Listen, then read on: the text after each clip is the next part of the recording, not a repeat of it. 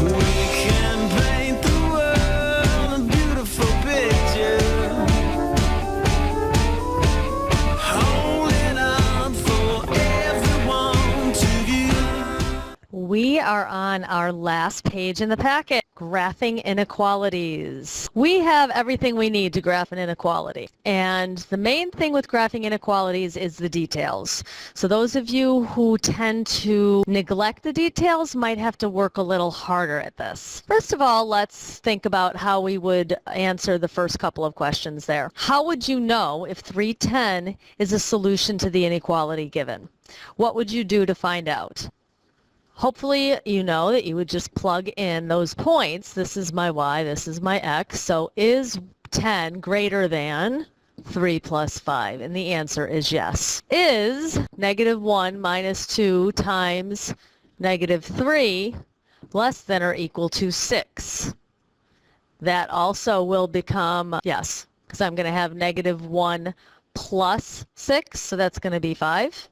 To graph linear inequalities, we basically do the same thing that we do to graph a linear equation with lots of extra steps. We have to think about shading the region that's a solution, because remember, an inequality has an infinite number of solutions, and we test a point and we show our test point. We have to watch the boundary line and determine whether it's dotted or solid. And the difference is it's solid if it's a similar type inequality that has a solid dot, and it's a dotted line like this if it would be an open circle, so if it's less than or greater than. Okay?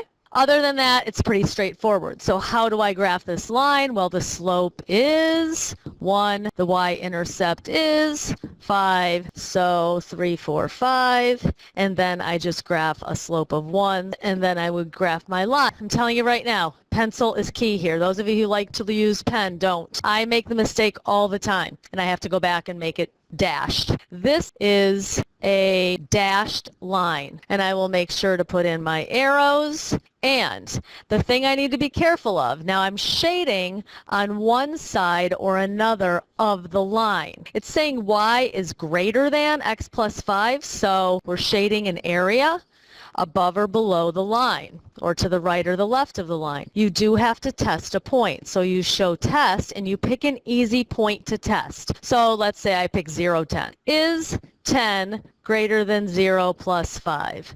Check, it is. So I shaded the right region, and then I write my equation here. Y is greater than x plus 5. So a lot of details. You got to think about which place you're shading. You got to do your test point. You got to think about, is this line dashed or solid? You got to remember to label it. Got to remember to put arrows. Okay? Let's try another one. Y is less than 3x minus 2. So my slope is 3.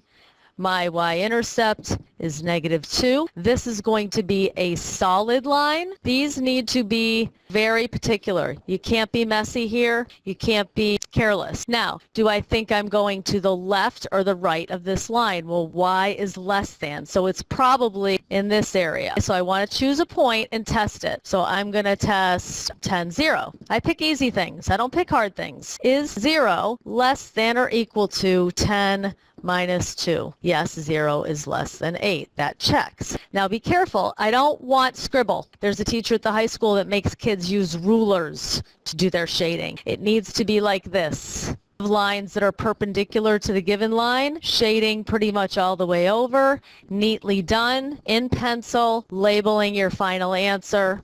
Y is less than or equal to x minus 2. That's a complete inequality graphed. So I think at this point you could probably try the next few and come back and check your answers, okay? So if you're back with me, hopefully you did these number 3 and number 4, and that's what they should look like. Check your paper. Do you have the original equation noted in the solution area? Do you have arrows on your line? They are both solid lines.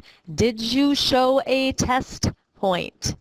That is key. You have to show this, and you have to show what point you're testing to be sure that you did it correctly. Why don't you pause again here if you haven't already done so and do the next 4.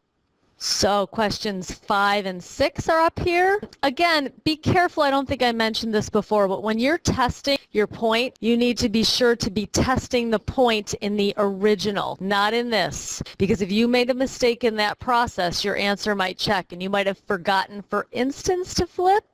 I know none of you would forget to flip your inequality, but if in fact you had and you tested it, you're going to get a different graph. So you should have a dashed or dotted line in number 5. You should have arrows on that dashed or dotted line. You should have shaded to the left, and you should have your inequality listed and tested a point. Number 6 is also there. Then in numbers 7 and 8, they look like this, some fun fractions just to test the waters, and that's what those look like. I tested points. I tested points in my original equations. I chose numbers that were easy to use. So hopefully this went pretty straightforward. It's the details that usually get students on these. And then you have a couple other problems to work on that other sheet. So great job. I'll see you all tomorrow.